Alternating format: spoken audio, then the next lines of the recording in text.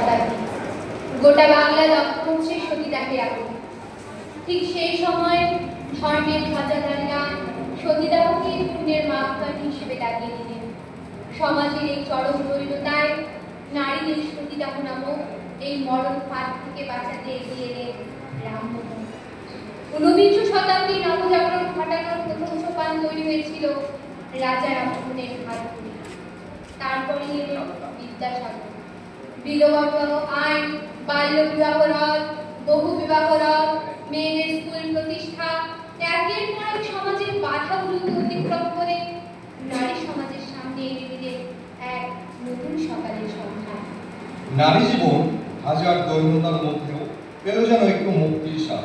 গোটা ভারতব্যাপী নবজাগরণ যে আবহাওয়া তৈরি হয়েছিল তার আলোকে 1861 সালে জন্ম নিলেন কবিগুরু রবীন্দ্রনাথ ঠাকুর।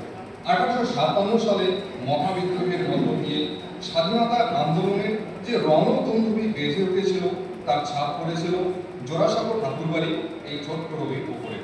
বাংলা তথা ভারতবর্ষের নানা প্রান্তে ব্রিটিশ বিরোধী আন্দোলন ও বিপ্লবী কার্যকলাপ এবং ধীরে ধীরে কবিগুরুর উত্থান। তিনি আহ্বান জানালেন,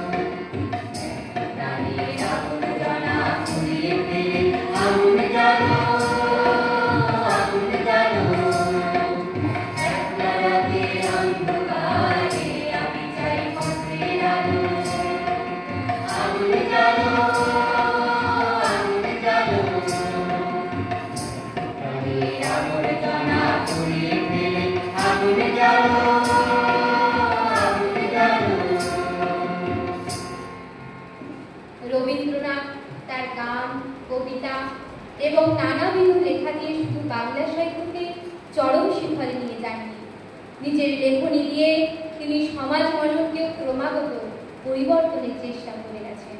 তার একের পর এক লেখা গান, কবিতা জড়াগ্রস্ত সমাজের এক একটা বন্ধুত্বকে চোখে আঙুল দিয়ে দেখিয়ে দিয়ে যায়। স্বাধীনতা আন্দোলনের আবহে এই কবিগুরু তার অভিজ্ঞতা লিপিবদ্ধ করতে গিয়ে বড় বললেন যে সমাজের অগ্রগতি ঘটাতে হলে পুরাতন জড়তাকে ভেঙে এক নতুন কিছু প্রয়োজন। তাই তিনি লিখলেন, আ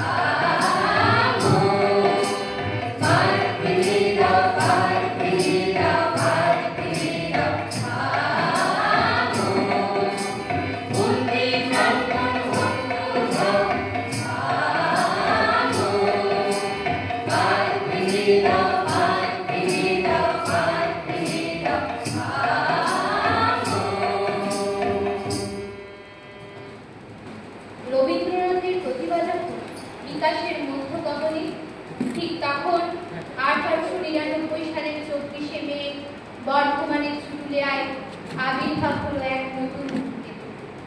আবির্ভাব ঘটল নজরুলের। এক দরিদ্র পরিবারে বেড়ে ওঠার দরুন ছেলেবেলা থেকেই নজরুল উপার্জনের জন্য বিভিন্ন কাজের সাথে যুক্ত ছিলেন। সমাজের হতদরিদ্র মানুষদের কষ্ট তাকে গভীরভাবে ব্যথিত করেছে। সমাজের যাবতীয় অন্যায়ের বিরুদ্ধে তিনি হয়ে উঠেছিলেন বিদ্রোহী। নজরুল অগ্নিযুগের এমন এক কবি যার গান, কবিতা যুবকদের ঘরছাড়া করেছে, স্বাধীনতা সংগ্রামে আত্মাহুতি দেওয়ার অনুপ্রেরণা জুগিয়েছে। 1920 থেকে 21 সালে ভারতীয় জাতীয় রাজনীতি ও আন্দোলন এক নতুন পর্যায়ে প্রবেশ করে। এই সময় চলছে খেলাফত এবং অসহযোগ আন্দোলন। কিন্তু বিদ্রোহী কবি উপলব্ধি করলেন আপোষ নয়, প্রয়োজন বিদ্রোহ, যা কোনো বাধাতেই শিকলে বেঁধে রাখা যায় না। তাই তিনি লিখলেন, অস্তিত্ব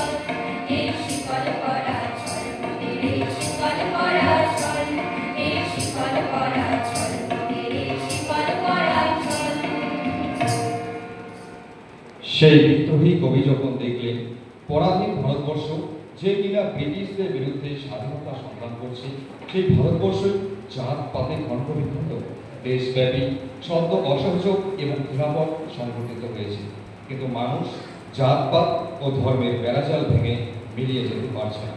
সাধারণ মানুষকে নাড়া দিতে তিনি লিখলেন জাতির নামে পথ জাতি সব, জাত চালিয়া খেলছে জোলা। জাতির নামে পথ জাতি সব, জাত চালিয়া খেলছে জোলা। জাতির নামে পথ জাতি সব, জাত চালিয়া খেলছে জোলা। চলে তোর জাত যাবে না, চলে তোর জাত যাবে না, ছেলের হাতে নয় তোমা। জাতির নামে পথ জাতি সব, জাত চালিয়া খেলছে জোলা। জাতির নামে পথ জাতি সব,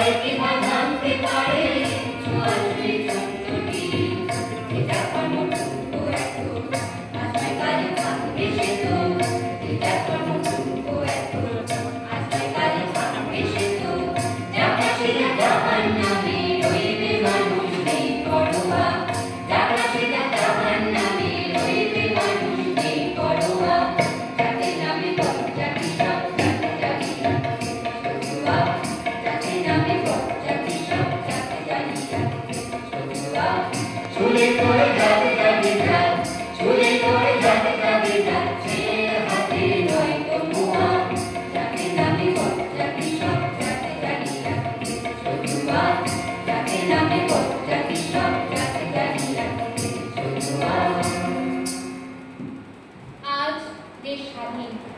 স্বাধীনতার ৭৮ বছর।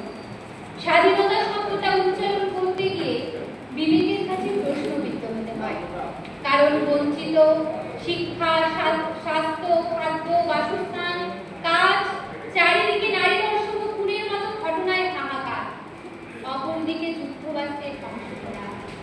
তাই কবিগুরু রবীন্দ্রনাথের ভাষায় নাগিনীরা চারিদিকে ফেলিতেছে বিষাক্ত নিঃশ্বাস, শান্তির ললিত বাণী শুনাইতে ব্যর্থ পরিহাস। বিদায় নেওয়ার আগে তাই ডাক দিয়ে যায় দানবের সাথে যারা সংগ্রামের তরে প্রস্তুত হতেছে ঘরে ঘরে। এই দুই মহান মনীষী সমাজ ভাবনায়, গানে, কবিতায় ও সাহিত্যে যে দিশা এবং জাগরণের আহ্বান রেখে গেছে তা আজও যথার্থই সমাজে চর্চার প্রয়োজন। পরিশেষে এই আলেখ্যের সমাপ্তি বিদ্রোহী কবি কাজী নজরুল ইসলামের এই লেখায়।